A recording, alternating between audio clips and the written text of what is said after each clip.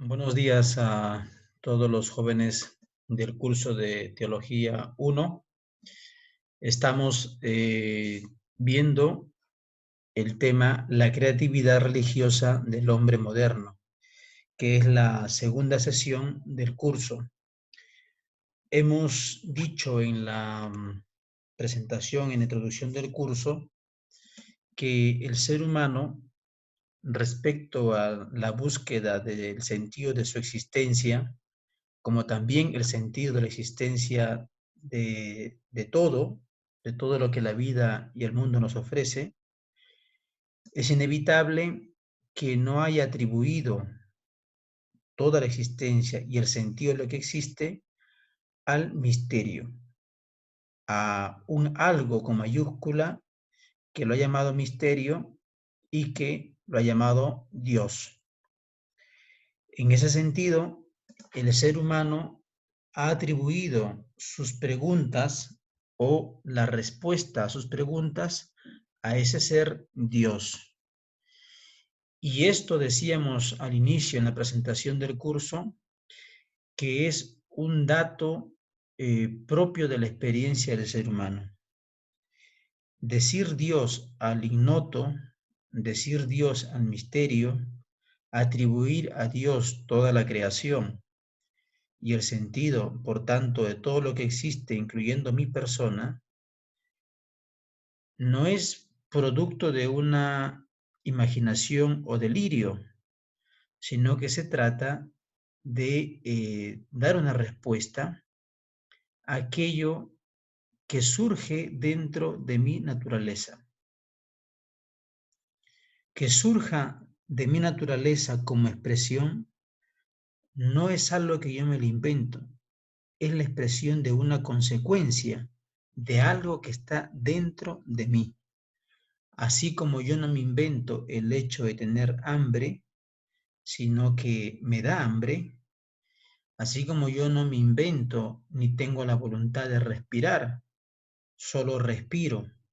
De igual forma, tratar de conocer mi origen, el origen de todo, el sentido de mi existencia, no es un invento mío, es algo que está dentro y que en algún momento se expresa, emerge.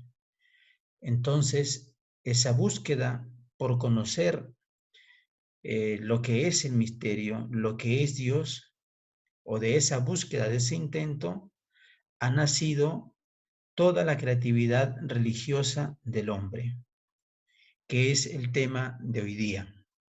Y como pueden ver ustedes aquí en la pantalla, ¿no? Señala lo siguiente, Giussani, sobre este particular, sobre este capítulo primero del libro Los orígenes de la pretensión cristiana, cuyo texto íntegro del capítulo únicamente está ya adjunto en el aula virtual. Dice, esta creatividad religiosa del hombre, esa dimensión religiosa del hombre, es el fondo mismo de la razón humana.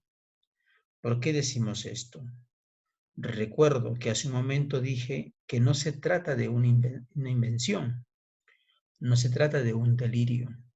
Es que la razón, que es la capacidad de darse cuenta de todo, se da cuenta, nos damos cuenta nosotros, que es inevitable no preguntarse sobre el origen de nosotros y sobre el sentido de nuestra existencia, de lo que me pasa y de todo lo que pasa.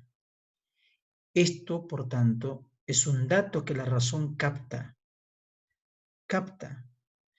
y poco a poco, en ese intento de responder, dice Giussani, nace la atribución como respuesta a esa pregunta, a esa búsqueda, la atribución a Dios. Dice, esa búsqueda es la dimensión religiosa del ser humano. Y esto es tan verdadero como decíamos en la parte introductoria, que no es propio de una cultura, es que se ha dado en todas las culturas de todos los tiempos. Y al darse en todas las culturas de todos los tiempos, quiere decir que se ha dado en todos los hombres. Y por tanto, es una búsqueda, una dimensión religiosa propio de cada ser humano. Y añade aquí Luigi Giussani, el autor del texto. Es la naturaleza de nuestro yo en cuanto se expresa en ciertas preguntas. Por tanto, decíamos que esta dimensión es parte de nuestra naturaleza. ¿Y cuál es el signo de que esta dimensión religiosa se manifiesta? Cuando nos preguntamos sobre el significado último de la existencia, es decir, ¿para qué vivo yo realmente? Sabemos que cumplimos un ciclo de vida. Nacemos, crecemos, nos reproducimos y morimos. Biológicamente, esto es el ciclo de vida que nos han enseñado en el colegio y que de hecho es así. Pero el ser humano no le es suficiente comprender, darse cuenta que esto es nuestro ciclo de vida biológico, sino que le interesa conocer realmente para qué existo, para qué está hecho la vida, cuál es el sentido de mi existencia, por qué existe el dolor, por qué la muerte, por qué la muerte si yo deseo la eternidad para mí y para los que más quiero. ¿Por qué existe la muerte? La muerte no es un factor que me acontenta o que me deja tranquilo. Tanto es así que vemos hoy en día que todos los esfuerzos de la medicina, de las investigaciones, de los científicos, por tratar de descubrir la cura contra el coronavirus, no es porque nos da la gana únicamente de encontrar la cura, es porque no queremos morir. Sabemos que la muerte está, pero no queremos que nos alcance. Y al no querer que nos alcance, es signo de que yo estoy hecho para la eternidad, para vivir. Entonces, preguntarse, hacerse esta pregunta sobre la muerte, no es casual, no es filosofía, es una expresión que emerge de nuestra naturaleza al descubrirnos que deseamos la eternidad, pero somos frágiles. La muerte, las enfermedades nos alcanzan y no quisiéramos que nos alcancen. También esta dimensión religiosa se manifiesta cuando nos preguntamos por qué vale la pena realmente vivir.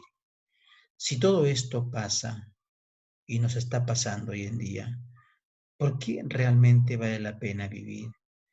Si todo lo que hemos alcanzado, conquistado, inventado, desarrollado, ¿a qué sirve todo esto? ¿A qué sirve todo esto? ¿De qué y para qué está hecha la realidad? Plantearse estas preguntas, insisto una vez más, no es filosofía, no es preguntas que se reducen a una clase intelectual. Nosotros las tenemos dentro de nuestra naturaleza y emergen según cómo nosotros estamos viviendo, según cómo nos golpea la vida, según cómo vamos viendo, creciendo, y viendo cómo la vida se presenta de distintos colores y de distintas formas. Hay poesías, hay canciones, hay literatura, hay filosofías que han tratado de comprender estas preguntas, que tratan de dar respuesta a estas preguntas. Pero son justamente estas preguntas las que configuran la dimensión religiosa del ser humano, de todos los hombres y también de los hombres contemporáneos, que frente a lo que estamos viviendo es inevitable no preguntarse. Esto es la dimensión religiosa y es esto lo que la razón humana capta. Entonces, el punto de partida de toda la creatividad religiosa del hombre, desde la antigüedad hasta la actualidad, tiene su punto de partida en esta dimensión religiosa. Nadie, ninguna cultura ha inventado una religión o ha creado una religión porque le pareció un método, un recurso, una evasión, una forma de divertirse o entretenerse. Todo ha nacido a partir de intentar responder a estas preguntas que están dentro de nuestra naturaleza.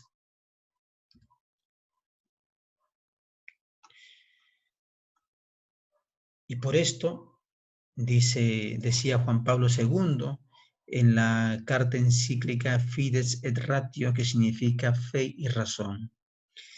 Decía Juan Pablo II, en distintas partes de la tierra, marcadas por culturas diferentes, brotan o han brotado al mismo tiempo las preguntas de fondo que caracterizan el recorrido de la existencia humana.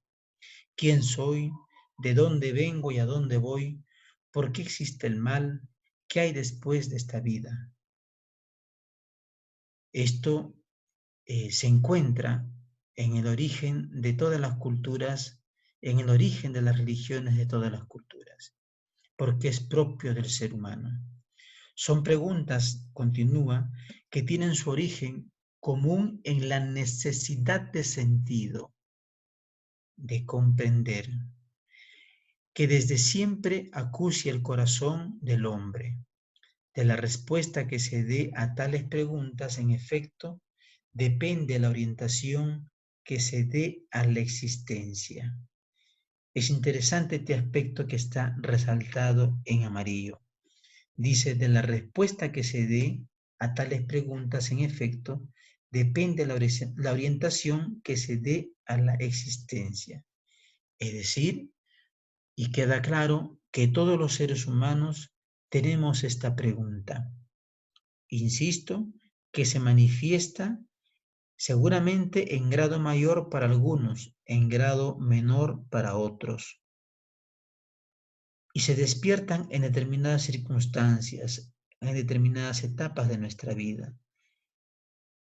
Y permanecen siempre latentes, como nosotros hoy en día, frente a lo que estamos viviendo en la pandemia, más que nunca estas preguntas han cobrado actualidad. Es inevitable no preguntarse estas cosas. Y dice el texto, según cómo se responda,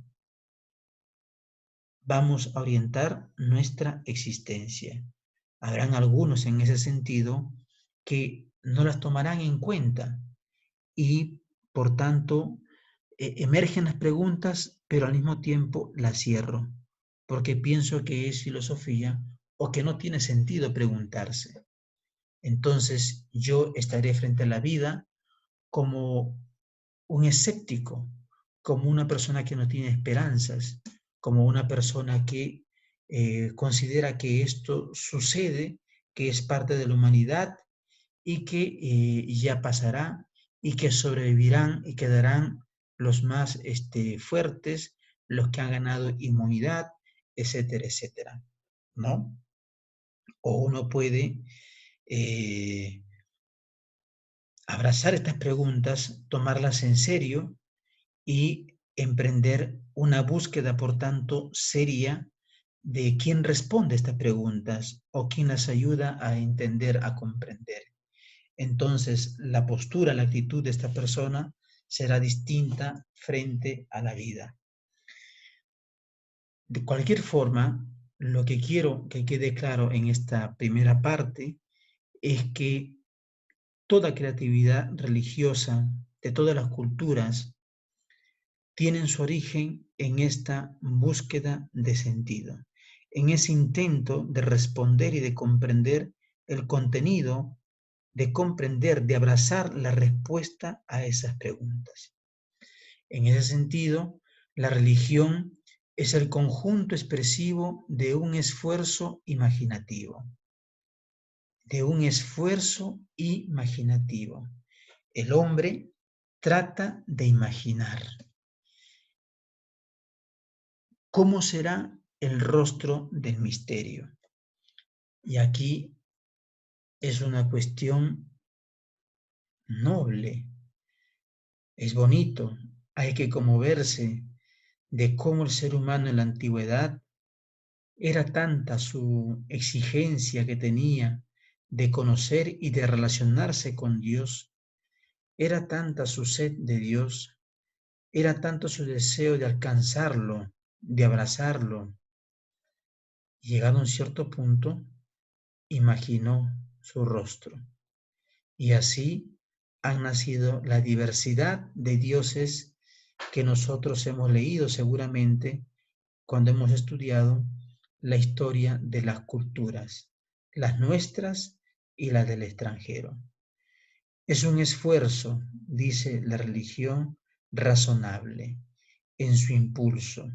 Es razonable en su impulso, en cuanto está en la naturaleza de nosotros y debe entenderse, debe de comprenderse que ese esfuerzo por imaginar el rostro de Dios es razonable. Y también es verdadero por la riqueza que puede alcanzar, en el sentido que cada cultura ha intuido algo de lo que es la naturaleza de Dios. Y es verdad también que ha intuido cosas que no son propias de Dios, pero en ese intento, en ese esfuerzo de imaginar, en ese intento noble, en ese gesto noble de relacionarse con Dios, el ser humano también ha intuido cosas verdaderas del ser de Dios. Es por esto que muchas culturas coinciden en ciertas cosas que le han atribuido a Dios, aunque existan otras tantas que no tienen nada que ver con Dios más que con la percepción y la interpretación humana. Y por esto dice, aunque ese esfuerzo sea razonable y verdadero, aunque pueda degenerar en la distracción y en la voluntad de posesión del misterio. Es decir, en ese esfuerzo noble, plausible y bonito, también se han mezclado cosas que no son completamente de Dios. Entonces la religión es ese conjunto expresivo, conceptual, por la idea que se tiene de Dios. Práctico, porque esto implica un comportamiento respecto a ese ser a quien yo creo y quien sigo, y además de quien yo imagino que Él quiere ciertas cosas de mí y de nosotros, de mí como persona y de nosotros como comunidad. Y todo el comportamiento, por tanto, todo el quehacer, todo el quehacer cotidiano y social estaba enmarcado o tenía en el centro a ese Dios. Todas las culturas de la antigüedad han tenido a Dios como el centro de sus actividades agrícolas o de sobrevivencia. Y ritual, porque implicaba también una forma de aproximarse a Él, de relacionarse con Él, de pedirle y de agradecerle a través de las ofrendas que todas las culturas, todas las religiones han realizado a sus dioses. La religión depende de la tradición, del ambiente, del momento histórico. Claro, todas las culturas han nacido en ambientes distintos. y se han manifestado y se han expresado en momentos históricos distintos. Y todos sabemos que cada cultura también tiene su propia tradición. En ese sentido, eh, respecto a la religión, nunca ha estado desligada, aislada de esta tradición, de ese ambiente, de ese momento histórico. Es por esto que nosotros hemos podido estudiar que en la antigüedad habían cosas muy similares entre una religión y otras, pero también muy diferentes. Y justamente esos aspectos diferentes dependían de la tradición, dependían del ambiente, dependían del momento histórico. Cuando llegaron aquí, por ejemplo, a Perú, los españoles encontraron diversas manifestaciones religiosas. De hecho, había una central, la adoración al Inti, al dios Sol, pero la forma como se vinculaba el hombre de aquel entonces con ese Inti, con ese dios, a la luz de los españoles era considerado como bárbaro, como inhumano, como poco civilizado. ¿Cómo van a rendir ofrendas humanas a un dios? ¿Ok? Pero la religión que trajeron ellos, que era la cristiana, la ya, digamos, una religión en la que ya Dios se había manifestado, pero era una religión que había abolido también por la novedad de Dios mismo a la religión más antigua de ellos y que seguramente hacían lo mismo que los incas. Entonces, claro, ellos tenían muchos años de civilización y 1400 años de cristiandad. Entonces, no se podía comprender la religión de los incas de aquel entonces, porque era una tradición distinta, era un ambiente distinto, era un momento histórico distinto. Momento histórico que también los europeos en algún momento han pasado, porque también ellos han construido ruinas, también ellos han pasado por imperios, también ellos tenían formas extrañas y raras de venerar y de rendir culto a sus dioses.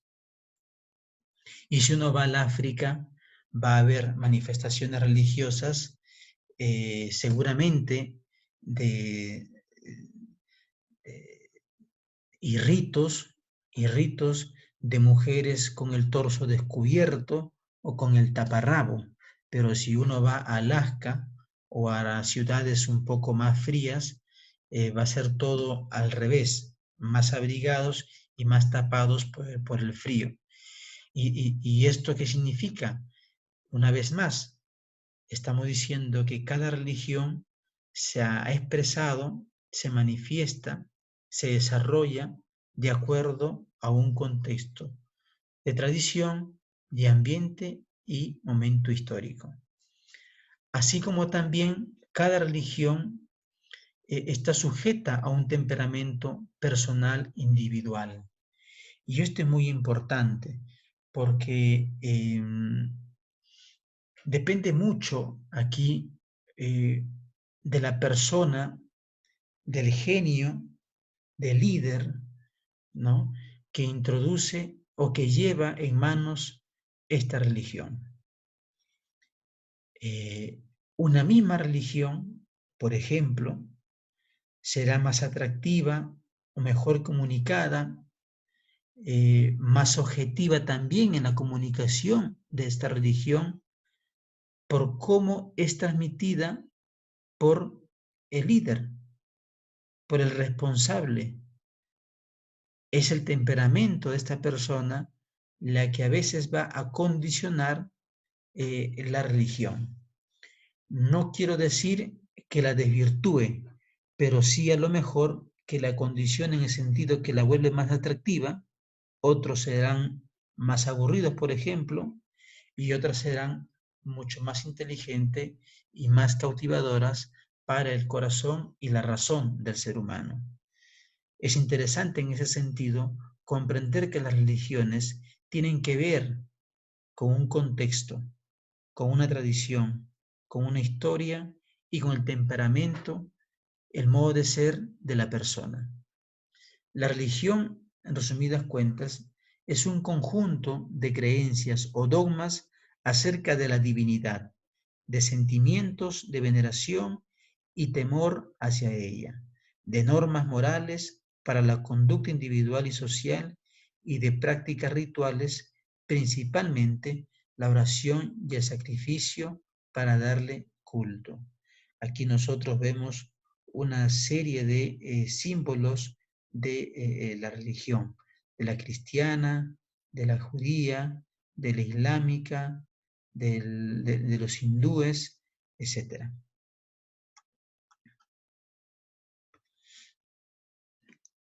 Entonces, la religión es necesaria para que el hombre pueda entender más el sentido verdadero del tiempo y del espacio.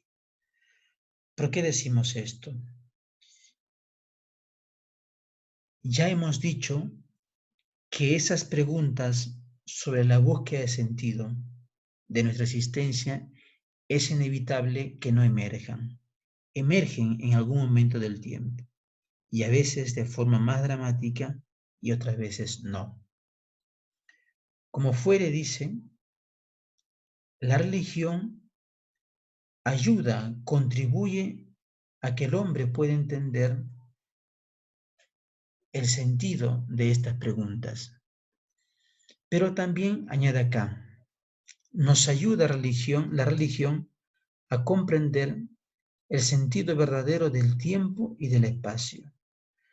Noten ustedes aquí la frase que está a la izquierda.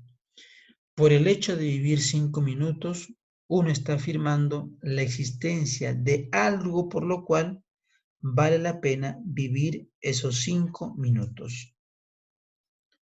En este momento, cada uno de nosotros no está haciendo nada para vivir. Que estemos vivos en este momento no depende de nosotros. No es un acto o una consecuencia de nuestra voluntad. Yo deseo vivir, claro que deseo vivir, pero que yo siga viviendo en este momento no depende de mí, porque yo no me doy la vida. Yo no estoy haciendo nada. Simplemente vivo y recibo esas cosas, recibo la vida como un don, como algo que yo no hago, como algo que se me da. Si uno es consciente de esto, dice, estamos afirmando que ese tiempo que a mí se me da y que yo tengo de vida, ese tiempo vale realmente la pena vivir. Por ese dato, por ese don, vale la pena realmente vivir. Y por tanto, uno comienza a valorar más este tiempo, este momento.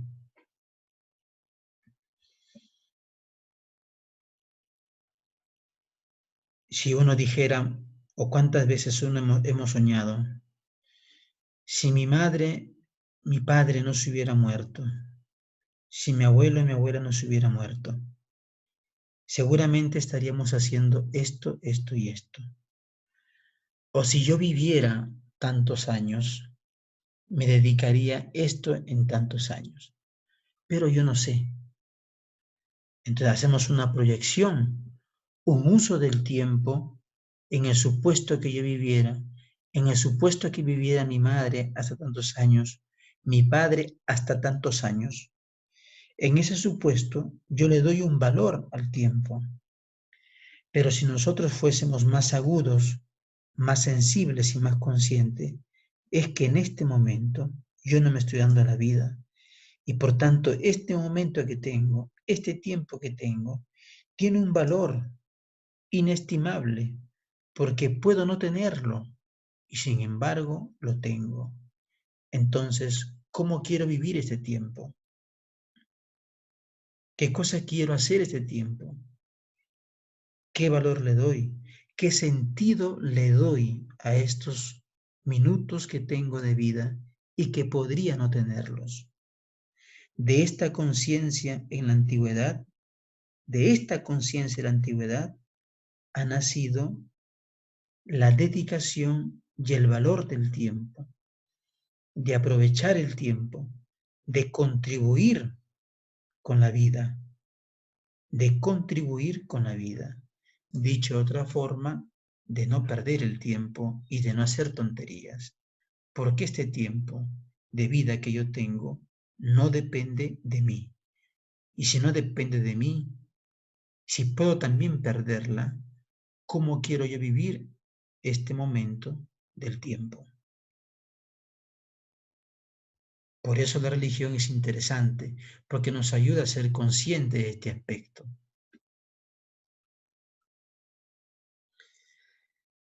Es fundamental y universal que cada persona podría crear su propia religión. Claro, si nosotros estamos diciendo que en cada ser humano, tarde o temprano, se manifiesta estas preguntas de forma dramática, de forma seguramente armoniosa, a veces más intensa, a veces menos, pero como fuere se manifiesta. Si en cada uno se manifiesta, quiere decir que cada uno está obligado a tomar en serio estas preguntas. Y si las tomas en serio, si cada uno lo toma en serio, quiere decir que en cada uno nace esa idea de Dios, ese intento de imaginar el rostro de Dios. Y de hecho, uno se preguntará, profesor, en la antigüedad se atribuía a Dios, pero hoy en día casi no se habla de Dios. Es verdad, pero de algún otro modo atribuimos a algo de lo que existe ahora la posible respuesta a aquello que yo me planteo o aquel deseo que yo tengo. Los ídolos, por ejemplo, es como si fuesen ese algo que responde a esos deseos que yo tengo. Yo no lo llamo Dios, pero yo sigo una moda, un ritmo musical, sigo a un cantante o a un grupo, sigo un estilo de vida. ¿Y cómo me doy cuenta o cómo descubro que yo de alguna u otra forma lo he endiosado? Porque vivo pegado y dedicado a ese algo que mi corazón, que mi razón, que toda mi humanidad descansa. Entonces vivimos pegados y buscando siempre las canciones de mi cantante favorito, de mi grupo favorito. Vivo todos los días pensando en el gimnasio. Vivo todos los días pensando en la diversión del fin de semana. Vivo todos los días dedicándome a algo. Esa dedicación a ese algo es signo de que usted está depositando sus preguntas, sus inquietudes, sus gustos, su deseo de felicidad a él, a esa actividad. Estás depositando, te estás dedicando, porque consideras que eso responde y te hace sentir bien. Entonces, de alguna u otra forma, hoy en día se evidencia que cada persona ha creado su propia religión. Y este es el riesgo.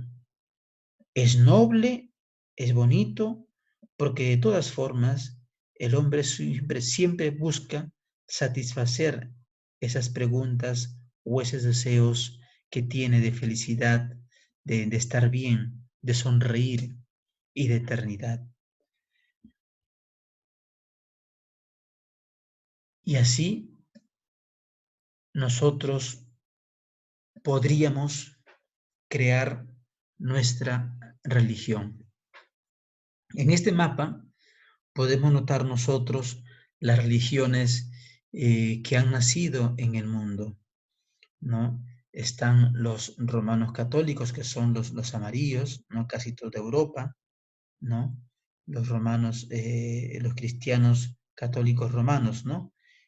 También casi toda América del Sur, Centroamérica y parte de América del Norte, ¿no? También están los protestantes, que son los anaranjaditos, ¿no? Estados Unidos son creyentes protestantes, una parte de Europa también, ¿no?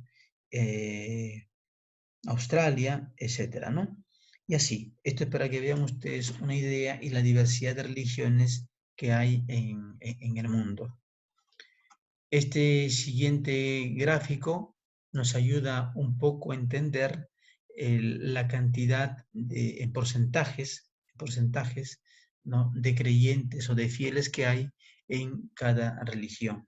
Solamente para darnos cuenta, dice acá, 17.4% del 100% de creyentes, ¿no? O de gente que sigue una religión, el 17.4% son cristianos católicos romanos.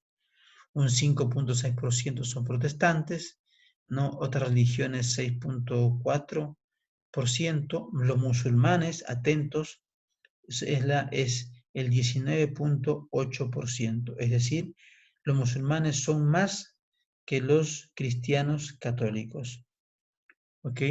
Pero recordemos que los protestantes son también cristianos, ¿no?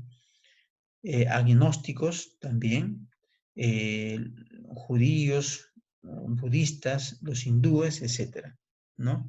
Y aquí ustedes pueden ver el número en millones, lo que representa estas cifras porcentuales, ¿no? Por ejemplo, 17.4% de creyentes católicos son esta cantidad de creyentes en millones, ¿no? 3.000 millones, ¿ok? Bien. Modos de plantear la relación con lo divino. Cómo el hombre se ha relacionado con Dios. Cómo el ser humano ha tenido diversas actitudes, ¿no? En ese intento de relacionarse con Dios. Primero dice, el hombre se injerta, ya saben ustedes qué significa injertar, ¿verdad? Es decir, se pone dentro, se hace uno, ¿no? Con el cosmos, dice, como una fibra del universo, tratando de vivir en armonía con la naturaleza. El hombre no sabe, no comprende del todo, pero se esfuerza por establecer una relación de intercambio con el misterio. Entonces, señala lo siguiente, que toda esta armonía que existe en la naturaleza está hecha de un tal modo que permite mi existencia. ¿Quién ha hecho este orden? Todo está hecho de un modo que permite mi existencia. Y yo, si existo, es gracias a ese orden, a esa armonía que yo no he hecho. ¿Quién lo ha hecho? ¿Quién ha hecho toda esa armonía natural?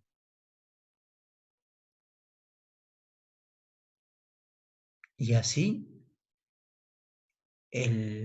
lo divino, ese Dios desconocido, se transfigura en armonía y se formula la hipótesis de un mundo gobernado por ella, por ese ser divino, por ese ignoto.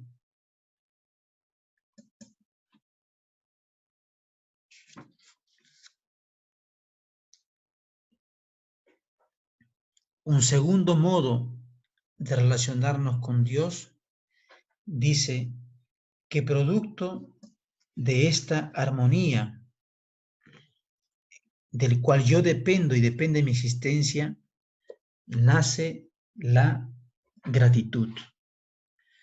Y así el hombre establece un pacto con Dios. Es decir, da algo, el hombre da algo suyo a Dios para que a cambio le dé vida y salud. La ofrenda ha nacido de esa conciencia, una conciencia de gratitud, pero sobre todo gratitud y pedido. Te agradezco por lo que me das, por ese orden, por esa armonía que tú estableces, que tú, Dios, estableces. Pero al mismo tiempo te pido que esta vida, esta armonía permanezca. Y te pido también que me des salud. Entonces, la ofrenda es signo de un pacto, es signo de un acuerdo que el ser humano intenta o establece con Dios, con ese Dios desconocido y que le va dando poco a poco un rostro. Y así, por ejemplo, esto se evidencia en la Biblia, se puede manifestar o se evidencia también en el Corán, que es la Biblia de los musulmanes. Por ejemplo, hay un pasaje en el cual se dice en el Corán, en nombre del Dios misericordioso y benigno. O según otra versión, en el nombre de Dios clemente y misericordioso. Y misericordioso. Yo me acerco a ti, Dios creador, que da toda esta armonía, todo este orden que yo existo. Yo te considero clemente y misericordioso. En algunos de los más antiguos pasajes del Corán queda admirablemente expresada esta confiada convicción en la solicitud de Dios hacia una criatura que es suya. Es decir, todos los rezos que encontramos nosotros en las Biblias de diversas religiones van en ese sentido, de agradecer y de pedir al Señor vida y salud y entre otras cosas, podemos también decir producción, podemos decir también alimentos. Dice otro pasaje del Corán, tu Señor no te ha abandonado ni te odia, pues la otra vida será para ti más hermosa que la primera, y te dará a Dios y te alegrarás por ello. Mas ya en esta vida te ha demostrado su gracia. ¿No te encontró huérfano y te dio amparo? ¿No te encontró errante y te dio el camino? ¿No te encontró pobre y te dio abundancia de bienes? Y así nosotros, otro pasaje, por ejemplo, en la Biblia de los cristianos, ¿no? Cuando Israel era niño, yo le amé, dice Dios de nosotros. Y de Egipto llamé a mi hijo. Cuanto más los llamaba, más se alejaban de mí. A los Baales sacrificaban y a los ídolos ofrecían incienso. Yo enseñé a Efraín a caminar, tomándole por los brazos, pero ellos no conocieron que yo cuidaba de ellos. Con cuerdas humanas los atraía, con lazos de amor, y era para ellos como los que alzan a un niño contra su mejilla. Me inclinaba hacia él y le daba de comer. Es interesante cómo aquí el ser humano atribuye esas cosas a Dios, esos gestos misericordiosos a Dios, de cómo el ser humano intuye el cuidado, la protección que Dios hace a su pueblo y de cómo guía a su pueblo.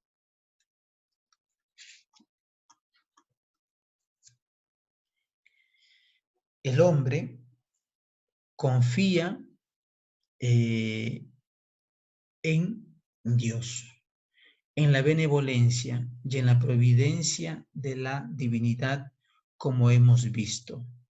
Atribuye a Dios pura bondad. Atribuye a Dios paternidad. Atribuye a Dios misericordia.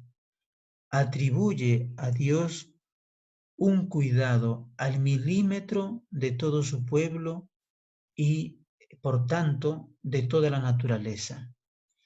Un Dios que siempre está trabajando para que la vida, como la conocemos nosotros, pueda permanecer.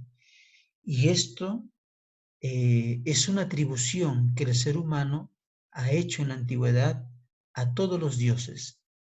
No hay cultura que no haya atribuido estas cosas a Dios. Y por tanto, toda la veneración, toda la oración va cargada de esa confianza que Dios, que el hombre tiene sobre Dios. Ahora bien, si estamos diciendo que existen una diversidad de religiones y que cada una ha nacido a partir de esas dimensiones religiosas que están en la naturaleza del ser humano, y si estamos diciendo también que en cada religión el ser humano ha atribuido a Dios bondad, misericordia, protección, paternidad, etcétera, podemos estar diciendo seguramente que cada religión tiene mucho de verdadero. Y podríamos nosotros comenzar a decir, como hoy en día se dice, al final todas las religiones son iguales porque todas al final adoran, siguen al mismo Dios. Pero uno tendría también que preguntarse de manera razonable, pero si todas siguen al mismo Dios, ¿por qué no todas son iguales? Entonces, ¿cuál de las religiones es la mejor? ¿Cuál de las religiones es la más verdadera? ¿Cómo escojo yo la mejor religión? La religión más verdadera. Evidentemente, no se escoge como ir al mercado y escoger las frutas o las verduras. Eso se puede hacer de manera muy fácil y a veces cometiendo errores, ¿verdad? Entonces, ¿cómo yo puedo escoger la religión mejor? ¿La cristiana, la judía, la islámica? ¿Cómo puedo yo escoger? ¿La hindú? ¿Cómo? Y dice acá Luis Yusani, hay varias posibilidades. Una de ellas dice, la primera posibilidad sería realizar un análisis, estudiar todas las religiones, compararlas entre ellas y escoger la más adecuada a las exigencias de significado y de felicidad que nos constituyen. Esto sería una posibilidad lógica. Seguramente, si fuésemos científicos, tendríamos que hacer esto. Verificar, conocer cada una de ellas. Pero se presenta aquí un problema, que las religiones son un montón. Aquí son millares. ¿Cómo podría yo, si mi tiempo de vida son 70, 80 años, conocer todas las religiones? La vida no me daría. Además, creo que perdería el tiempo ya viajando de un lugar a otro, ¿no? Entonces, pretender proceder de esa forma para identificar la mejor religión sería una utopía, dice Luis Yusani. Es decir, algo que sería interesante, pero bastante imposible. Y también es irracional y no sirve. Insisto, la vida no me daría para conocer millares de religiones que hay en el mundo, desde las del pasado hasta las presentes. ¿Ok? Sería irracional, dice, no es razonable proceder de ese modo o según esta primera posibilidad. Segunda posibilidad, no nos hagamos problemas si son humillar. Además, tengamos en cuenta que en el fondo se trata de un mismo Dios. Y por tanto, escojamos las religiones más importantes. Entiéndase por importante aquellas que tienen más adeptos o más fieles. Entonces, nos quedamos de las millares que hay con las 5. El Islam, el hebraísmo, que es el judaísmo, el hinduismo, el budismo y el cristianismo. Quedémonos con las más importantes para poder conocer cada una de ellas. Así reducimos todos los millares que hay, las reducimos únicamente a 5. Ojo, que esto podría ser considerado hasta un método científico, ¿no? No encuesto a toda la población, sino solamente a un grupo, y luego el resultado lo universalizo. Podría parecer un método científico interesante, pero dice aquí, Giussani advierte lo siguiente, advierte un problema. Si yo procedo así, si solamente escojo a las 5 más importantes porque tienen mayores adeptos, ¿cómo podría uno saber si una religión ahora, en este momento que a lo mejor es pequeñita, a la luz de nosotros, menos importante, cómo podría yo descartar si esa religión pequeñita en realidad es la mejor? Entonces, estaría aquí cometiendo una parcialidad que me puede introducir o conducir a un error. Y de hecho nosotros transportémonos a hace 2000 años. Las religiones más importantes en aquel entonces era el judaísmo y seguramente había la religión de los musulmanes, ¿no? Y otras formas o expresiones religiosas de aquella época. Los romanos tenían también su religión, pero de pronto apareció un grupo de judíos que seguían a Cristo y eran considerados una secta religiosa. Los primeros cristianos, de hecho, eran considerados una secta y era un grupo bastante minoritario y de pobrecitos, además que los perseguían, los quemaban, etc. Si nosotros hubiésemos nacido en esa época y tendríamos que escoger la mejor religión, seguramente aquel grupo reducido de cristianos habría quedado relegado o descartado por nosotros bajo esta premisa de escoger las más importantes. Y así, seguramente, nos habríamos perdido esa gran ocasión de conocer el cristianismo. Entonces, proceder de esta forma no sería adecuada, porque a lo mejor corro el riesgo de perderme la verdadera religión, la mejor religión, en un grupito reducido de personas que siguen a un Dios. Una tercera posibilidad. No nos hagamos problemas. Considerando que estudiar a todas las religiones es una utopía, considerando que escoger la mejor religión entre las más importantes, pero que tienen mayor influencia, podría conducirnos a un error y a no considerar la mejor religión en un grupo de fieles que sigue un Dios. Entonces, si lo uno y lo otro son irrazonables, hagamos algo mejor. ¿Por qué no sacamos de todas las religiones lo mejor que tienen ellas?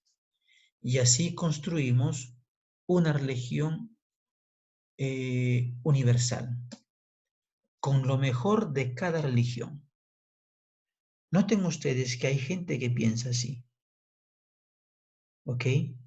Pero dice, si yo escojo lo mejor de cada religión, puede ser que para la otra persona, eso que yo he escogido como mejor, no sea mejor, sea un error respecto a Dios. Entraríamos en un caos,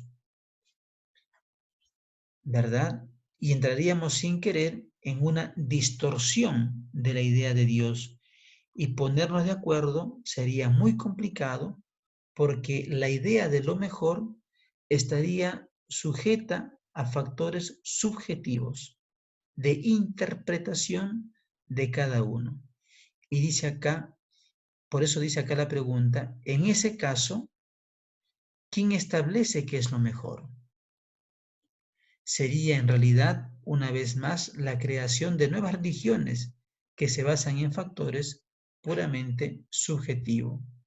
Y entraríamos en una discusión seguramente interminable, porque lo que para mí es mejor, para ti puede no serlo. Y seguramente podemos ponernos de acuerdo y decir, bueno, que se haga así, pero sería una distorsión completamente de Dios. Y de hecho, sepan ustedes que sin atribuir y sin hablar de Dios, se han creado un montón de normas, de leyes, de convivencia social a partir de ciertos aportes que las religiones han dado, pero ya no se las atribuyen a Dios, simplemente se toman como referencias para una buena convivencia de la humanidad.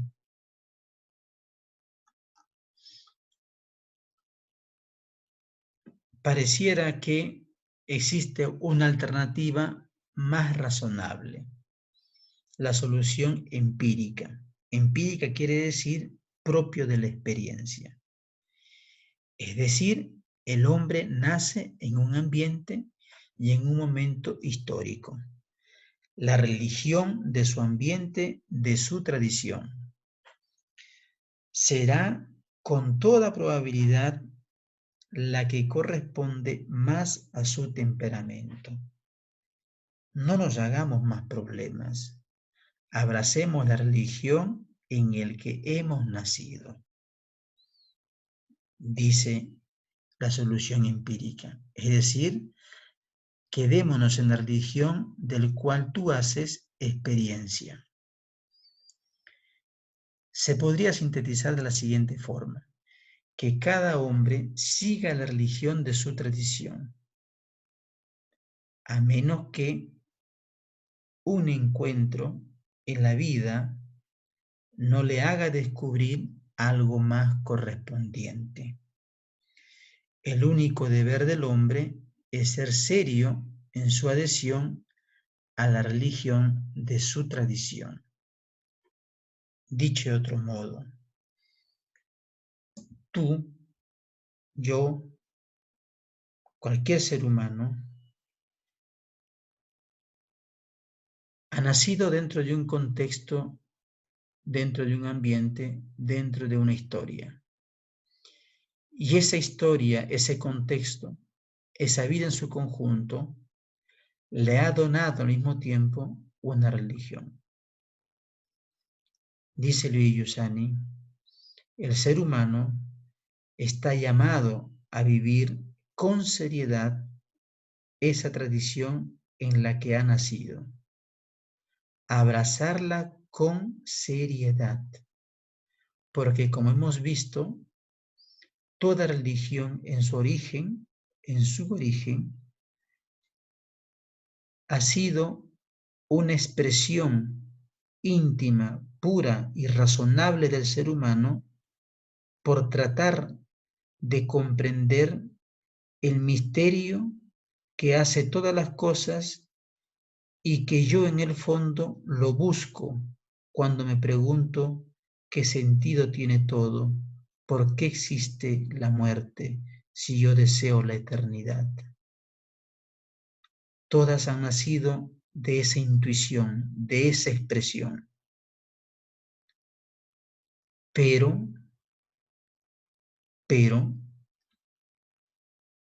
puede ser que si en esa seriedad que yo tengo respecto a mi religión surja algo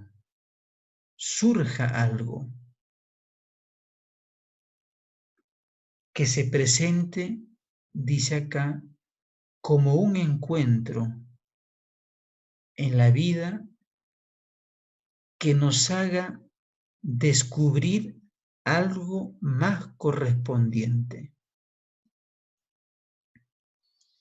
¿Y a qué me estoy refiriendo? Piensen ustedes hace 2000 años. Un grupo de judíos vivían su tradición religiosa dentro de un contexto, dentro de un ambiente y de un temperamento propio del carácter de los judíos y del conflicto o de la opresión romana que se vivía. Y de pronto alguien se presenta como el camino, la verdad y la vida. Y un grupo de personas que pertenecían ya a una tradición religiosa y que al igual que todos esperaban al Mesías, al Salvador, se topó justamente con una persona que les dijo, ven y sígueme. Y en ese seguimiento que le hacen, comienzan a descubrir en su persona, en su mensaje, algo más correspondiente. Entonces, toda su pertenencia religiosa tenía que confrontarse con esa novedad, con ese encuentro con esa persona llamada Jesús. Entonces, también nosotros hoy en día abracemos con seriedad aquella religión que nos toca vivir. Pero con seriedad significa sedientos siempre de Dios, atentos a todo lo que acontece, todo lo que el Señor y mi corazón pide dentro de la religión que me toca vivir. Y atentos también a la novedad de un encuentro que nos haga a lo mejor descubrir algo más correspondiente. Porque el cristianismo, más allá de una catequesis, de unas charlas, necesita hacerse encuentro con el ser humano. Necesita hacerse encuentro con el ser humano. Entonces, la solución empírica que propone Giussani es muy interesante porque nos pide una seriedad con aquello que hemos heredado, pero atentos a un encuentro que nos haga descubrir a lo mejor una mayor correspondencia y a partir del cual uno tiene que hacer un trabajo de comparación, como hicieron los primeros cristianos. Y aquí nos quedamos.